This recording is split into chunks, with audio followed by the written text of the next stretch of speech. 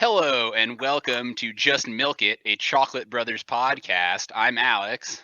Chalky Milk the second. Ooh, baby. We're all about that chocolate milk, the far superior milk flavor this week. As voted upon by us and our fellow listeners. Down in the comment section. That's right. We almost never forget to read your comments, so please keep them coming. You bet. I mean, Alex, I gotta say, have you had your chocolate milk drink yet? Oh, I'm slurping mine down right now. All right.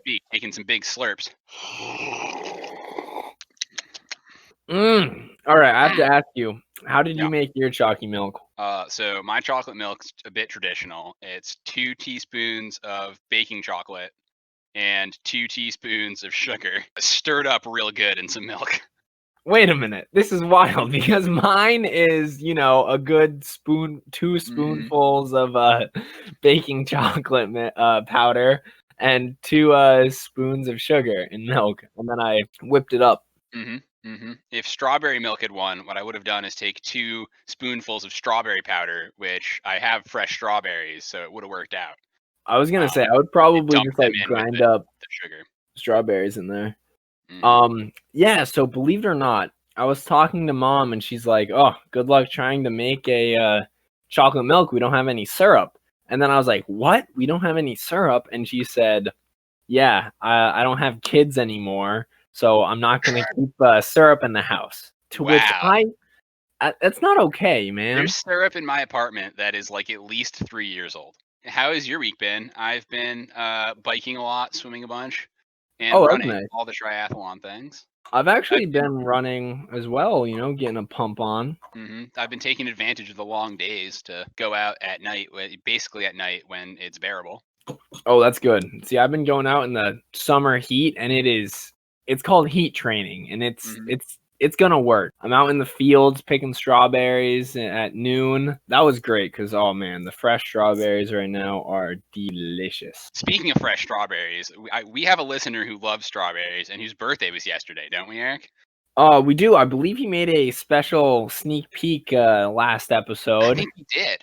He was talking about cake, which unfortunately we did get a warning. It was thankfully it was only a warning about the vulgarity in that conversation. But. Yeah, they said that level of grotesqueness was a warning. But anyway, we love you, Dad. Oh yeah, happy post birthday thing. We're so good at this. I don't think he's gonna be listening. We'll make him listen. I'll make him listen. That's true. Yeah. We'll just turn it on or something when he's around. Why not? Yeah, sure. Okay, do you want to hop into our main topic? I think it's time to swing right into our main topic. Really put some heft behind it, if you know what I mean. Oh, that's good chalky milk. There's no chocolate in this main topic. That's my first clue. Fire away, bro. All right. What is this topic's opinion on Che Guevara? Ooh, okay. These creatures are probably heavily in favor of Che Guevara because they believe that they're so heavily armored that that they believe that a strong the masses should really rise up. Yeah, the people should rise up because the people, in their view, the people are already so strongly armed that they shouldn't take any heat from the carnivores. All right, I like it. So we know it's a creature. I guess they also believe in solidarity in packs. If I believe. Okay, well, I'm gonna ask it. How do these creatures commit tax fraud? Okay, well, here's the problem. Taxes had not been invented 68 to 66 million years ago. So I don't know if they ever had to. Okay, so they never committed tax fraud. Well, if they were to commit tax fraud, they would use their large-boned club to just bash in tax collectors' heads. Okay, large-boned club. Whenever they ask bad questions. I'm going to ask a really, really tough question here, though. On the bear spectrum, of course, between koala and grizzly, where does it lie? Slightly low. I'm gonna say 1.5 polar bears. 1.5 polar bears. 1.5 polar for the larger varieties. Some of the smaller varieties are down to about black bear size. Okay. That's a pretty good range right there. Mm-hmm. They also were native to black bear and grizzly bear territory in like the Alberta, BC area of Canada. Very At least interesting. that's where we find most of their remains. Is this a dinosaur of some sort? It is a dinosaur of some sort. Okay, that makes sense. Mm-hmm. And it's a Canuck. So Absolutely. I think I've narrowed this down. I mean, I need our Canadian correspondent Carl to, really know this one. He would really help you out here. It's true, but I'm gonna go with a Apatosaurus. No, you see, apatosauruses don't have the elliptical nostrils that are typical of the large plated, bony, clubbed dinosaurs. That is our main topic, the Ankylosaurus. Oh, the so named because an Ankylosaurus. ankle breaks you. Oh, that's good. I like Although it. I think it would just like whack you over the head because they are as tall as a human and like 20-something feet long. Roughly 1.5 polar bears. Yeah, they're roughly 1.5 polar bears in mass. That's good. I mean, that makes sense. Yeah, the armored dinosaur. They're in geological formations right at the end of the Cretaceous period. And they have a whole family, and one of their key identifying features is their interesting triangular heads. I was gonna say those things look really cool. Yeah, they do. Some of my favorite dinosaurs right there. They really are. They're good ones. Also, they lived alongside other fantastic dinosaurs such as T-Rexes, Triceratops, and Edmontonosaurus. Ooh, I'm a fan of the Edmontonosaurus right there. Yeah, the old Edmontonosaurus Oilers is a hockey team, and the reason they're the Edmonton Oilers is because they're powered by dinosaur bones. That would make sense why whenever you walk close to the stadium, they just start erupting magma and screeching out in a late Cretaceous form. Yeah, I really like the Edmonton Oilers mascot, Old Tari the Tar Pit. He's a great one. I mean, that would make sense why they are the Oilers because they have so many dinosaurs. The oil shale there. It just bubbles out of the ground. Yeah. Yeah, it's all just the dinosaurs are coming back. Mm-hmm. Also, for our viewers, the MACC told us to put in a disclaimer here, which is that oil is not dinosaurs; it is plankton that have since biodegraded and been turned into oil through a process taking millions of years and tons and tons of pressure and heat deep in the earth. No dinosaurs in the oil, folks. They're in the coal. Of course, and this is more of the coal deposits that are found in a lot of swampy areas and coal marshes. Absolutely. We are a technically correct MACC sanctioned podcast. And with that, is it time to roll into our next segment, Eric? I think it is time to hop aboard the one-way ticket down the tracks of creativity and into our favorite new topic, which is original pieces. In original pieces this week, we're going to hop bop skiddly beat bop beat a bop into a new genre. Eric, hit me with it. So this genre was recommended to us by one of our loyal fans. And of course, down in the commentation station, boys. Naturally. And ladies. And we have a few of those. And attack helicopters, whatever you prefer. Yep. Hey, we don't judge here. But they wanted us to give us our best songs in a jazz scatting performance. Mm-hmm. So the musical stylings of someone like Ella Fitzgerald, the great just soulful performance that really just keeps you vibing. It's all about the vibes. All right, Eric. Well, do you want to lay it down first? I heard you've been practicing. Oh God, pretty good. All right, so I'll get it in here. We got a nice little. All right. We got a nice little groove. So this one's going out to all the fine ladies and gentlemen that I'm talking about, and this one's called No, Don't Go, Mr. Chicken. Scoop-a-poodly-dow. I said, don't leave the chicken out, or else it'll all go south. the bacteria will hop right in. Now, wow, whoa. And your body won't be in a place to win. Raw chicken ain't anyone's friend. Friend. You gotta know when it's time to win. Remember to cook your chicken through. You don't want anything happening to you. You gotta make sure it's well done. No raw, rare, or medium. Wow!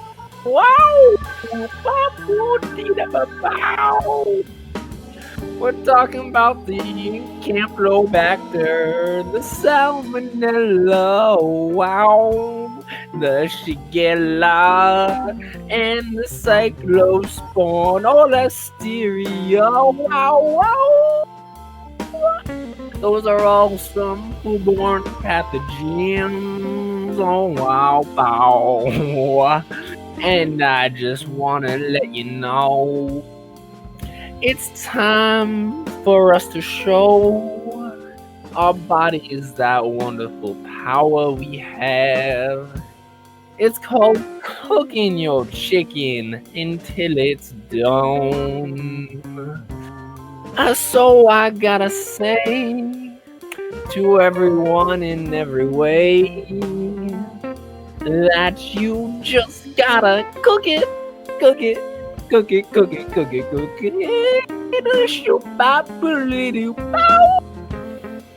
gotta cook it. Don't leave it out overnight. It's not gonna be right.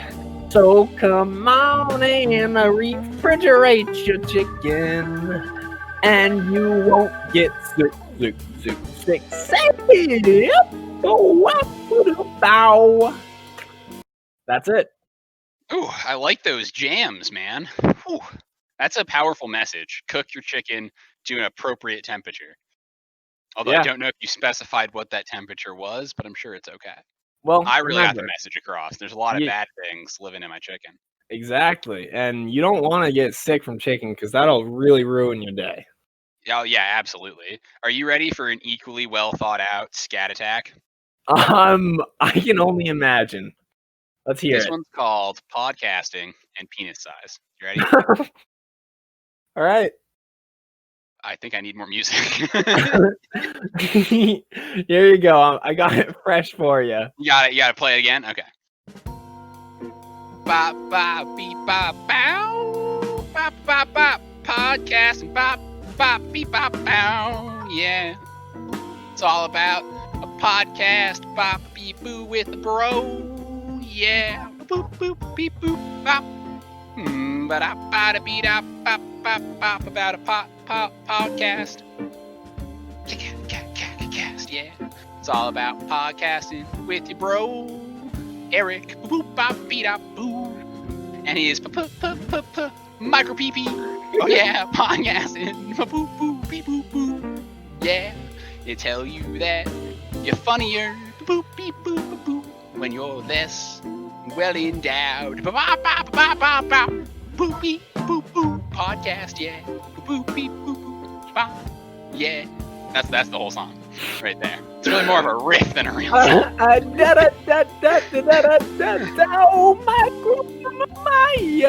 Micro penis is Alex. You will say he's got a ton of try.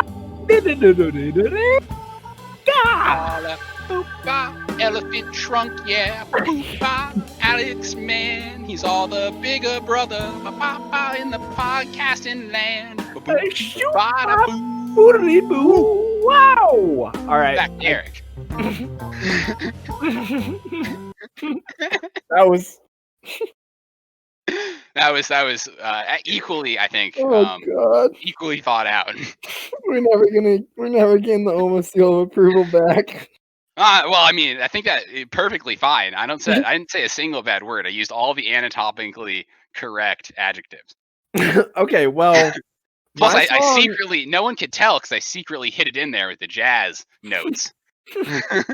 That's fair. That's good. Yeah. I know. Oh, good. So the message of my piece was that you shouldn't eat raw chicken, and yours was the If same, you're, right?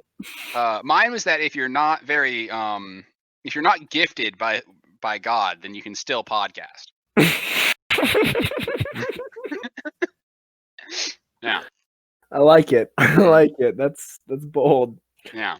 All right, let's segue on into. Well, yeah, I'll pull the handbrake turn, and we can squeal the tires into questions from the internet. Yep, here we go. Yeah. Let's. Everyone should let us know the next genre we should try and whose song was better. It was Eric's, by the way. Definitely Eric's. Who knows? All right. Well, I got a question for you right here, Alex. All right, you found one. You dug deep. I did actually. It was just right there. Didn't even have to look too hard. It was a good one. So this is from the user Behold the Llamas, and they're asking us if you could tattoo the statue of David, what would you put? What would I put on the statue of David? Yeah, and like Probably you're allowed name his biceps. You know. Oh, what's like his name? Apollo and Athena or something. Really, just. Oh, that's fair. It's good. See, I was thinking of giving it a tramp stamp. Yeah, that's classy. And it just said property of Michelangelo. That might be a 2 on the nose. See, when you said if you had to tattoo the statue of David, I've seen the statue of David on the internet. Yep. Have you seen it in person? I hear it's beautiful. I have. It sort of all of his lines just draw your attention towards the groin area, if you will. Yeah, and if I remember correctly, the groin area is very hard to make out at a distance. Yes, no, it's very good. I would put right above the pelvic area where all the lines are, being drawn right to your attention, grower not shower. Yeah, that would help. Because I think that adequately describes what Michelangelo was going for there. Yeah, I mean, it's funny because, he's such a muscular figure that, his biceps are popping out, but, he's got some good, strong thighs and everything, but yeah, I mean, let's just say he would make a good podcaster. Oh, he definitely would make a good podcaster. One more question I have about the statue of David. Isn't the thing ginormous? I want to say it's roughly 8 to 10 feet. But that's a hulking human being. I thought David was the scrawny guy. In David versus Goliath, in the David and Goliath story. I mean, yeah, but I mean the statue has to be big to make it look sick, which it does. It looks very cool, and he's that pondering man. He's got it all going. That is true. That just leads me to another tattoo. Oh, what's the tattoo? You should see the other guy, because clearly he's way bigger. That's true. You should see the other guy. Like, I'm ripped, but what about Goliath? Oh, okay. So I just looked it up, and it is actually 17 feet tall. Yeah, it's way bigger than a normal human. And yeah, if that's David, I want to see Goliath. Goliath is probably the size of the Leaning Tower of Pisa. Yeah, if I was Michelangelo, I would have chiseled into him the tattoo. Check out, if you like this, check out my next work, Goliath. It's way bigger. That would be amazing. Right on David. Oh yeah, all those other Renaissance sculptors and artists, they'd be like, oh man, here goes a Michelangelo again he's promising a bigger statue. It's not fair. Like, I want a statue. How is he going to get to the marble, eh? I don't know. Oh, Michelangelo, what a trickster. Too many tricks up here. He's got the quarries in his pockets. It's not right. Exactly. He's over there committing the tax fraud for the bigger statue. It's going to be a write-off. Oh, it's not right, Yeah, it's not fair. But I think at the end of the day, all those Renaissance guys got down at the end of the day, and just enjoyed a nice slice of a pizza together, you know? What would they put on the pizza? Anchovies? Oh, no, no, no. I think they'd put No, no, no, no, no. a little bit of the David on it. Oh boy. Oh, the mozzarella, the gooey, mozzarella all over the hot mozzarella all over the pizza. I think I would also tattoo a slice of pizza on his like forearm or something. Oh, keeping it home slice. Yeah. Sort of like Bobby Flay's chili pepper, but yeah, a right. slice of pizza. A little slice of pizza. Like, where's the best place to tattoo pizza on you if you're the Statue of David? Like ankle tat. Just says keeping it home slice because he's so big now. You want to at least still remember he's from Italy. Yeah, that's fair. So yeah, I think ankle, or I'm thinking forearm, or maybe shoulder. That'd be pretty cool. Oh, what about under the? Well, where we're each gonna tattoo. I'm gonna tattoo. Check out Goliath. He's way bigger. Michelangelo, like right underneath the arm, like in between the arm, like on the side of the chest, right there. Oh yeah, of course. And you're gonna put a little pizza slice. Where? I'm thinking on the shoulder. Like I like it. Like the one with the arm down. Like right on the front of the shoulder there. Yeah. Oh, perfect. So whoever that was. Oh yeah, that was our friend. Behold the statues. Yeah, Llama Boy. Yeah, for sure. Do you have any questions? Other questions you can pull out of the depths of the internet, my dude? Yeah, I do. So this is a spicy one. All right, hit me. Stop. Your current location, room, bed, couch, etc., will be the place you meet the love of your life. What's your story? Oh man, Eric, it's unfortunate that she's gonna have to come strolling by your cardboard box, really looking for an extra slice of road pizza that's kind of dangling out of your open window in the heat. Oh yeah. He reaches in to grab it, and the mouse-like nibbling claws it back in because you don't want no one stealing your pizza, but it's love at first slice. You're right. I don't know. Although at least I'll know that they're a very generous person if they're trying to, come and see what I'm up to in my cardboard box. Yeah, it'd be a lot better if you were in Mom's office, because then they could just walk by and notice how accomplished you are being in such a prestigious recording studio as Mom's office. Then you're all set. You're right, but maybe it's a very sympathetic person that recognizes that, some people really just are down on their luck and have to record in cardboard boxes on the street. And also want some pizza, and you haven't finished all yours yet, so it's kind of sitting there getting ants on it or something. Whoa! That's actually a common spice among us street rats. Is the ant? It adds protein and a nutty taste. Speaking of ants. Oh yeah. Do you want to know my story? Well, I'm gonna try and paint a picture here. All right. There's this woman that just washes up off of Panama Falls, the mysterious and powerful Racket River. Oh yes, the Racket is going to just turn crazy. Everything's gonna darken over, and she's gonna wash up on your beach, and you're gonna look out from your window and be like, "Oh my God, it's a person!" And then you're gonna go back to playing video games. And once you finish your game of whatever you're playing at the time, once I destroy the enemy nexus. Yep. You're going to look back. Priorities. She's still going to be there. And you're like, oh, well, I'm feeling adventurous right now. So you're going to walk down there, say hi. She's not going to say anything because it's actually, she is a scarecrow made out of seaweed. It was a scarecrow the whole time. Oh, no. I mean, salty kiss, though. Am I right? Oh, the ocean. Psych, still a seaweed scarecrow. Okay, but this seaweed scarecrow, you look past, the seaweed and the lack of brain, and you find the love of your life, and you take her to Clarkson down in Potsdam, and you meet the professor, and the professor is there, and he's gonna give her a brain. Perfect. Just like the Wizard of Oz, and you're gonna live happily ever after. You and your buy a brain down at the corner store. Yeah, you and your seaweed scarecrow. All right, sounds legit. I think we gave two beautiful answers to that user.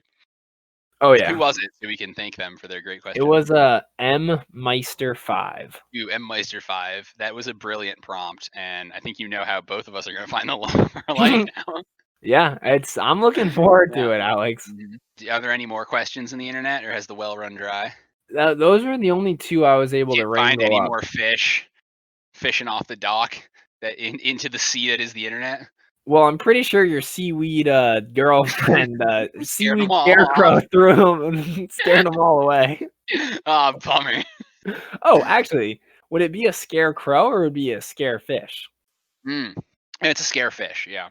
Yeah. Scares off the big fish from my little fish. It's only logical. From my scallop farm. I only like I need to keep my baby scallops safe or something. You're right.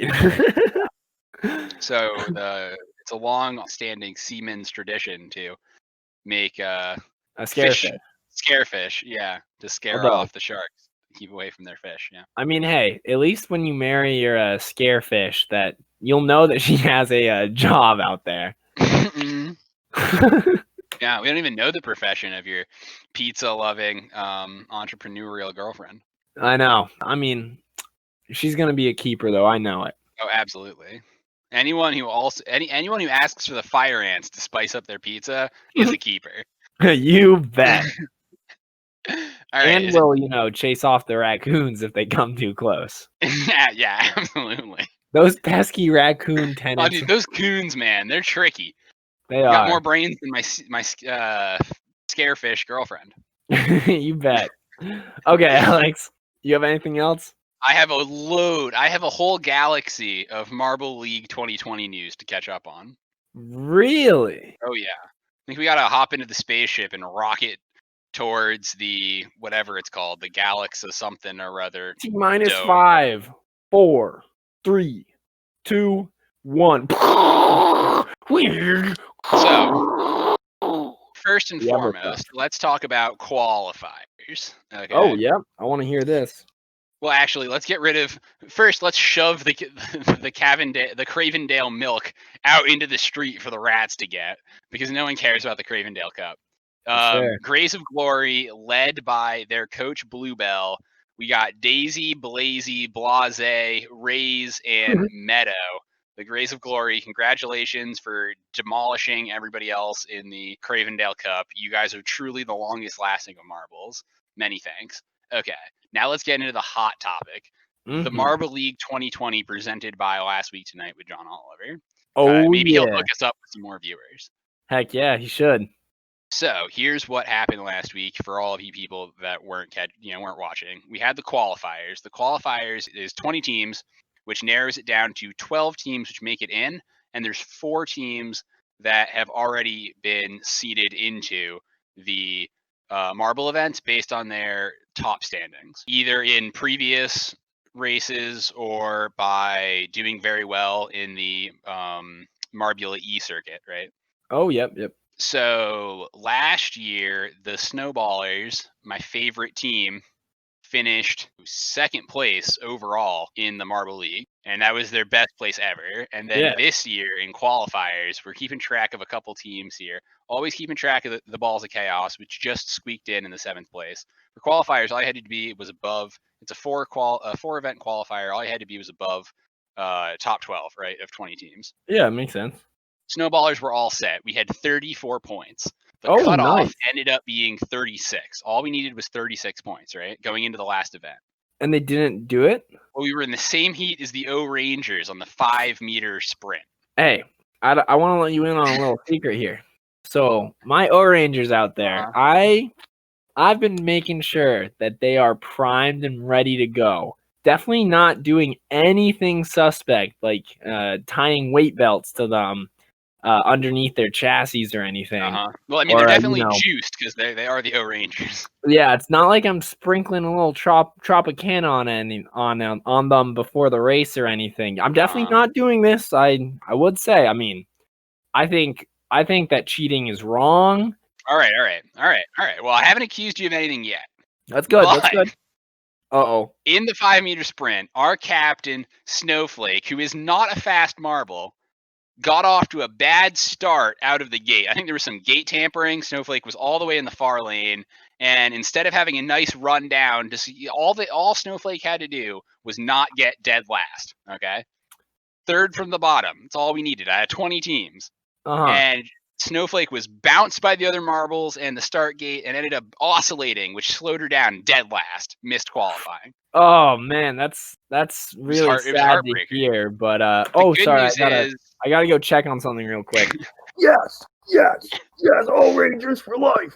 Yep. Sorry, I'm back. Yeah, okay, cool. The good news is the Savage Speeders, as always, they're our token team for the podcast. They just crush everything. You always got to look out for the Savage Speeders. They're good. And they're good. Balls of Chaos. The Savage Speeders won the qualifiers. The 78 points demolished them. Oh, good for them. And the Balls of Chaos, always the high and low marble, right? They're the betting man's marble. They were in 7th, just one rank above the O Rangers. Also, the O Rangers had a heroic comeback. They in the first event they were 2 from the last. They only scored 2 points in the first event, and then they managed to rally, taking third, getting 18 and 16. They got plenty of points and made it in with some really great events. So, first event of the 2020 Marble League, balancing. Don't worry, boys. Our Raspberry Racers, the other team I root for, finished strong with second place. The O Rangers are in 10th at the moment with plenty of weeks to go. The Savage Speeders are 14th. Where are Balls of Chaos? As they're on an up week, so next week you better not put any money on them. They were in 4th. Look for Balls of Chaos to be down in 15th or 16th next week. Yeah. With Team Galactic and Mellow Yellow. And the Savage Speeders actually put up a horrible performance, but it's probably because they're so fast. There are definitely some greased up marbles. I see them experimenting with graphite all the time in the pit rooms. Let's just hope that they probably just flew right off the balance beam because they were going too fast. That makes sense. I mean, hey, just make sure that no one cracks down on them, because the Marble League is stepping up its competition lubricant policy. Yeah, their policy's a little stricter these days. Yeah, dry lubricants I think are still okay, but the wet ones will leave smudges that are easy for the officials to find on the track. Oh yeah, it's gotta. I mean, hey. Everyone might be doing it, but you got to do it the most cleverly. Yeah, and so we're gonna keep tabs on Eric's O Rangers and my new team, the Raspberry Racers, because I am a snowflake and flake on my team. Hey, that's fair. And naturally, the speedsters there. And we got to keep the Savage Speeders are a solid benchmark. And down in the doobly-doo, someone did comment that they were rooting for Balls of Chaos. So if you have any other bettors betting on the outcomes of these races down in the comments, we'll track your marble team for you. So I think that's all in the league. That's all that's going on in marble racing right now, Eric. And we're gonna keep a tight eye on. I'm gonna phone in to the marble elite to Yellies right now and tell them that they need to watch out for lubricant smears on the race course next event. All right, I'll make sure. I mean, I'll definitely be wearing gloves next time you see me. Okay, so, in the world of the professional bull riding, we had another great week. Oh, good. Did any more bulls die? Because that would be really sad. No. Fortunately enough, no bulls died. Oh, darn it. Thank goodness. Yes, you better be happy. So, we're following the the Monster Energy Team Challenge right now. Yeah, and in the past week, they competed for the B division. So previously the A division was already wrapped up. And so now we have the start of the B division, which includes Team Ariat, Team South Point, Team Pendleton Whiskey, Lucas Oil, Boot Barn, and Cat, as in Caterpillar. Ooh, I'm a big Caterpillar fan, but not as much as I'm a fan of I'm Legit too. How's my bull doing, Eric? Your bull, he's hanging in there. He's doing all right. I think he did bump up another spot. Did he? Oh yeah, good. Hocus Pocus is down now. Oh, thank goodness. I don't know. They are saying that Hocus Pocus was looking very sluggish out there. could have been possible sedatives that it was I consuming. don't think it was sedatives. I think it was glue in his feed, but like huffing a little glue and maybe eating some too. Oh yeah, I wonder who knows how it got there. What I saw was the caulking in above his feed station there was just coming right out of the ceiling. Oh So no! probably slowed him down. Yeah. Well, that's exciting, but so in Division B, it's funny that you said you're a Team Cat person because they are in last place, going 0-3 on the weekend. It's because you can't bring a Caterpillar tractor to a bull race. They're going to be against you because you're replacing them with machinery. Yeah, no, the bulls do not appreciate prejudice against the tractor people. That's right. Whereas Team Ariat is in the lead and they are killing it up there. But yeah, I mean South Point is not too far behind. Same with Pendleton Whiskey. Nice. I know that the that team is definitely feeding the bulls a little something, little product to get them amped up. So I think fuel to get them going. Yeah, I think that might be the team to keep your eyes out for. Meanwhile, you have Team Lucas Oil, which they might be using a little product to grease up some other bulls and riders. So watch out. I'm not saying anything, but there is speculation that they might get a little messy to come back from their 2-game deficit. Oh, they're down 2 points? Yeah, they went 1-2 on the weekend, but it's shaping up to be a really exciting team challenge going on, and hopefully it'll be a lot of fun, and there won't be anything too crazy going on. I think it's time to wrap up and thank our sponsors, Eric. Yeah, let's do it. I would like to thank Choco Milk. It brings all the boys to the yard. I would like to thank Jazzy Fresh Jazz Beats. I would like to thank Cows of the Late Cretaceous. They just ate up all them ferns. And this podcast is brought to you by Renaissance. It's never too early to get it going. Ooh, painting. Ooh, pizza. As always, we have to thank our #1 contributor, Homegrown Hops. They're growing and growing. They're shooting to the moon. You never let your dreams become reality. Just follow the way of the hop. At this point in the summer, they've probably consumed your fence and or deck, and they want more. Give them more! We are Hop. With that, we have to give our final parting advice here. Go on out, bike as many miles as possible, and make sure that those Little League fields are looking pretty. The rains are coming in hot and heavy this time of year, and that's going to cause a lot of erosion. So you need to get that red soil, that red clay back on there and nice and packed in, raked to perfection.